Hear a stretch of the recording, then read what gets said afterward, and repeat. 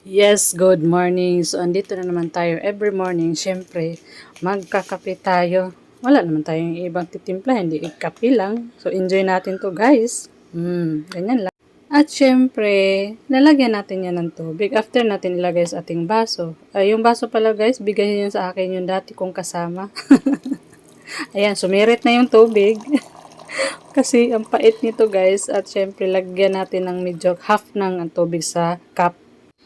At ito na nga guys, dalhin na natin sa ating table at iinumin natin ito. At ewan ko lang ko guys kung mapait o matamis. Actually, hindi na ako naglalagay ng matamis kasi syempre gusto natin mapait.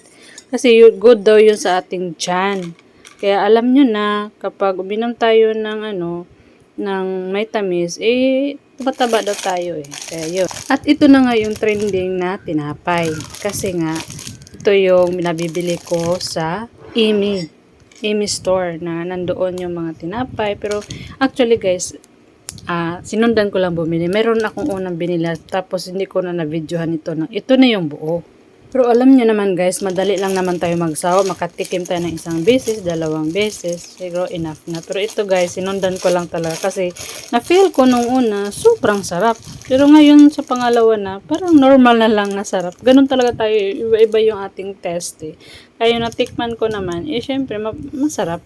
Pinapares ko dyan sa Nescafe na no sugar. Actually guys, sinasabi natin na magda-diet na tayo. Pero actually, kumakain ba tayo ng ice cream? Kasi may mga tamis pa rin yun eh. Ang hirap mag-diet, guys. So, ito na nga, tinikman ko na itong konting piraso. Pero inubos ko talaga yung pagkain ko dyan na isang buong tinapay, guys. Kaya enjoy lang. I love you!